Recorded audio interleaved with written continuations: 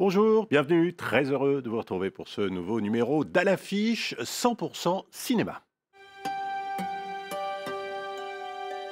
La course au César aura rarement été aussi ouverte. Elle et Franz en tête des nominations, Divine en embuscade et Isabelle Huppert qui va tenter le doublé César-Oscar dans la catégorie meilleure actrice.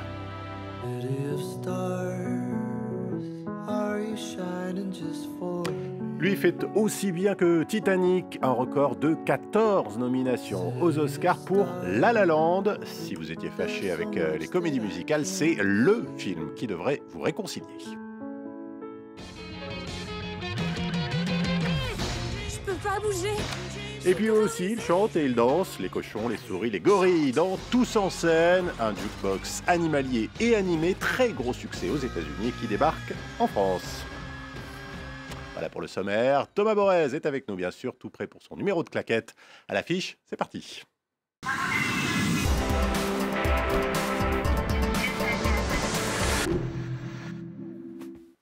Bonjour Thomas. Bonjour Vincent. Des claquettes, surtout des paillettes aujourd'hui, parce que c'est la saison des jolis bibelots dorés, les Oscars. Et bravo, on est très chic effectivement, parce que c'est la saison des Oscars, des Césars, juste avant d'ailleurs. Et on connaît désormais tous les films, tous les acteurs, tous les réalisateurs qui sont sélectionnés. Alors on va commencer par les Césars. Thomas, la conférence de presse a été un peu brouillonne, mais on a fini par avoir une liste. Est-ce qu'il y a quelque chose qui se dégage de cette sélection cette année ? Pas vraiment, c'est-à-dire que ça va être une grande surprise, tout va être très ouvert, vous l'avez dit dans les titres. Pourquoi ? Parce qu'il n'y a pas vraiment de film qui se dégage. Alors au jeu comptable, si, forcément. Alors à ce jeu-là, c'est Elle et Franz, Elle de Paul Verhoeven avec Isabelle Huppert, 11 nominations. Idem pour le film de François Ozon, Franz, 11 nominations. Franz, c'est le film de François Ozon, donc avec Pierre Ninet qui va essayer d'obtenir, pourquoi pas, une deuxième statuette de meilleur acteur pour donc le rôle de cet ancien soldat de la Première Guerre mondiale qui va revenir en France et un drame va se nouer. On voit des belles images en noir et blanc, c'est vraiment un aimant à César, pardon. Le film de François Ozon. Ensuite, il y a Maloute de Bruno Dumont, le film un petit peu bizarre, 9 nominations. Mal de pierre de Nicole Garcia avec Marion Cotillard qui va essayer d'obtenir elle aussi notre César. Et voilà, vous l'avez dit, c'est Divine, 7 nominations. C'est le petit poussé, on aime bien ça. C'est un peu comme en football, la Coupe de France. Il y a toujours les petits clubs qui arrivent à se hisser, pourquoi pas en finale. Eh bien, c'est le cas de Divine Douda Benyamina. C'est pas franchement une surprise. Il a été repéré, très bien repéré à Cannes, avec notamment une caméra d'or. Voilà, donc le film est là, et bien là, avec 7 nominations, ça pourrait être le grand favori. Allez, si vous me demandez qui va l'obtenir, pourquoi pas ce Divine, notamment meilleur film, meilleure réalisatrice, pourquoi pas, ou meilleur espoir, ou meilleur second rôle féminin. Voilà, parcours chaotique de 2 adolescentes dans la banlieue parisienne. On y va.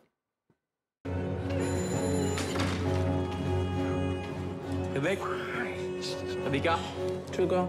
Oui, c'est pour toi. Tu te crois pas lampe ou quoi? T'as du clitoris, j'aime bien. Tiens tes courses. 20 €? Mais je préfère qu'elle aille au supermarché. Il faut oser être riche. Tu visualises la thune et elle viendra à toi. On n'a qu'à juste se poser, visualiser, la thune elle vient comme tu dis. T'expliques comment c'est. Vroom. Vroom. Cadeau. Putain, c'est l'iPhone 6 Plus. Bienvenue sur Flos. Depuis quand tu te prends pour une daronne, toi? Attends, vous allez comme ça là. En fait, dans ses étoiles. Voilà, Divine, l'un de vos chouchous, donc Thomas. Et puis on suivra bien sûr aussi avec attention la catégorie meilleure actrice, puisque Isabelle Huppert pourrait bien réaliser le doublé. Oui, ce serait formidable. On va voir déjà si elle va faire le voyage. Elle va rester à la salle Playel à Paris, puis filer et prendre un avion à Los Angeles. On ne sait pas, pourquoi pas, un doublé. Et elle pourrait faire aussi bien que Marion Cotillard, qu'elle affrontera d'ailleurs dans la catégorie meilleure actrice. Marion Cotillard qui avait fait le doublé pour La Môme d'Olivier Dahan. Voilà, alors Marion Cotillard, 2 mots, elle est dans Mal de pierre, le film de Nicole Garcia, là aussi un drame, les années 50, la Provence et un drame de amoureux qui se joue.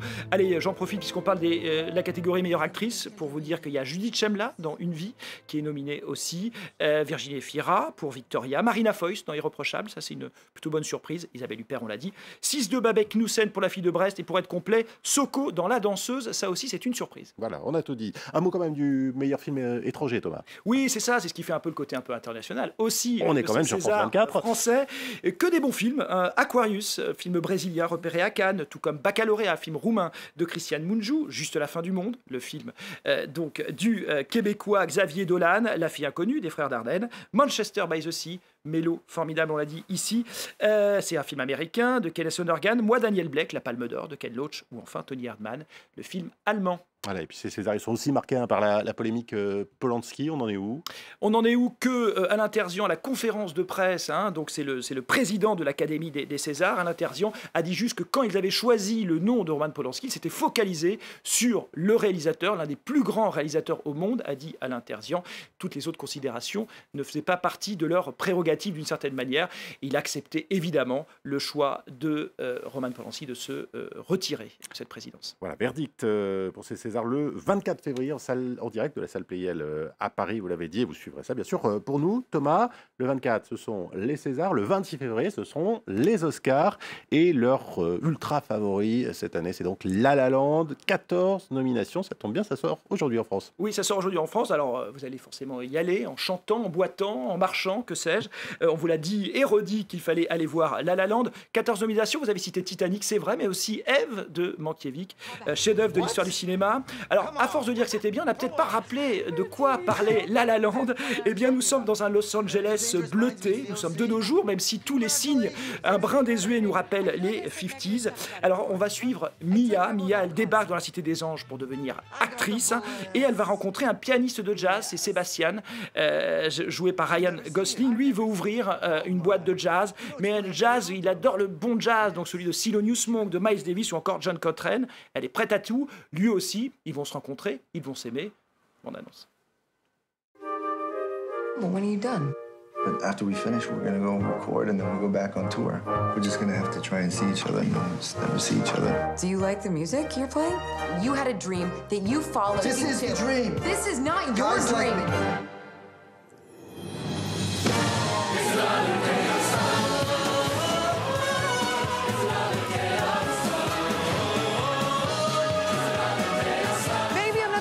Yes, you are. When you get this, you gotta give it everything you got. Voilà, il y a 2 semaines, c'était l'avant-première à Paris de La La Land, et Louise Dupont a eu la chance de rencontrer Ryan Gosling, Emma Stone et Damien Chazelle, le réalisateur, qui est de père français et qui revendique une sorte de double héritage. On l'écoute. C'était surtout les comédies musicales des années 30, 40, 50 de Hollywood et aussi le cinéma de Jacques Demy. Je suis un grand fan de tout ça. Mais l'idée, c'était de prendre ce cinéma plus ancien, mais de trouver une façon d'en faire une histoire, un film moderne, sur la vie moderne, sur la ville, sur les amants, les artistes dans Los Angeles aujourd'hui. Alors, j'y suis déjà allé, mais je vais y retourner. Allez, on reste dans les sorties de la semaine, Thomas, et on rechausse les claquettes avec Tous en scène. C'est pas Vincente Minelli, mais c'est quand même une comédie musicale, film d'animation qui swing. C'est du britannique Garth Jennings et du français, là aussi, Christophe Lourdelet. Absolument, Tous en scène, vous l'avez dit, clin d'œil au film de Vincente Minelli, dont il reprend plus ou moins la trame, puisque il s'agit ici d'un, on va dire, là c'est un koala, alors c'était Fred Astaire dans le film de Minelli, mais un koala qui veut essayer un petit peu de retrouver sa gloire passée. Il va réouvrir son théâtre, il va organiser un énorme radio-crochet, éléphants, souris, cochons, gorilles, ils vont tous se presser derrière le micro, et voilà, ce n'est plus un théâtre, c'est l'Arche de Noé, regardez. Bon, t'es prêt mon grand? Ya! Je suis prêt de chez prêt. Chaque habitant de cette ville a une chance de devenir une star grâce à notre concours de chant. Vous allez être ébouriffés par le Piggy Power. Yo, Humpty, you're really funny looking. That's alright, cause I get things cooking. Come, my lady, come, my lady. You're my butterfly, sugar, baby. Oh my gosh, look at her butt. Oh my gosh, look at her. Ça va? Oh oui, très bien, merci. Et vous? Si vous voulez devenir des stars et gagner 100 000 $, vous allez devoir travailler plus dur que vous ne l'avez jamais fait de toute votre vie. Oui, c'était très mauvais. Voilà, on l'a vu sur cette bande-annonce, c'est sorti des studios Illumination, qui est le fin du fin en termes d'animation. Ils sont derrière la saga Moi Moche et Méchant notamment. Alors ce qui est bien avec cette comédie musicale, c'est qu'il y a des tubes déjà existants, donc on peut chanter, frapper dans ses mains. Elton John, I'm Still Standing, ou encore Frank Sinatra, ou encore Queen. Le film est très très très dynamique, c'est très drôle, ça va devenir un classique. En VO, c'est Matthew McConaughey ou Reese Witherspoon qui font les voix. En français, c'est Patrick Bruel, Jennifer ou Laurent Guerra. À vous de choisir votre camp. Allez, on termine. Thomas, ce festival de paillettes, de glamour, en revenant aux premiers âges du cinéma avec le film Lumière, l'aventure commence, signé d'un certain Thierry Frémaux. Oui, c'est au délégué général du Festival de Cannes et au président de l'Institut Lumière qu'on doit ce film. Il a restauré, enfin lui et ses équipes, des petits films. C'était les premiers films du cinématographe. Regardez, Auguste et Louis Lumière, c'est eux qui ont inventé le cinéma. Et la bonne idée de Thierry Frémaux, c'est de faire une compilation, un montage avec une centaine de petits films. Le génie des frères Lumière, c'est dès le début, ils ont envoyé des opérateurs aux 4 coins du monde. Donc on va voir des films qui se passent en France, hein, L'arroseur arrosé, l'arrivée en train de la gare de la Ciotat, qui sont, on va dire, des classiques. Mais aussi, on va voyager à travers le monde et c'est ça qui est sidérant et surtout très très émouvant. Soulignons aussi que Thierry Frémaux commente en voix off et explique un petit peu la particularité de tous ces films. C'est vraiment formidable. Allez voir Lumière, l'aventure commence. Allez, on va regarder la bande-annonce dans un instant. Merci Thomas. À l'affiche, c'est fini pour aujourd'hui, mais l'histoire continue bien sûr sur france24.com et surtout nos réseaux sociaux. On se quitte donc avec ces images venues des origines du cinéma. Je vous laisse découvrir. À très vite. Une nouvelle invention, le cinématographe. L'aventure commence. 17 mètres de pellicule, 35 mm de large, 50 secondes d'une éternité qui dure encore. Il y a eu beaucoup de drôles de machines avant le cinématographe, mais aucune après lui. Lumière, c'est aussi le témoignage clinique d'une époque, de métier, d'un lieu, d'une tradition, sans reconstitution. Lorsque Louis Lumière tourne ses premiers films, tout est là d'emblée et définitivement.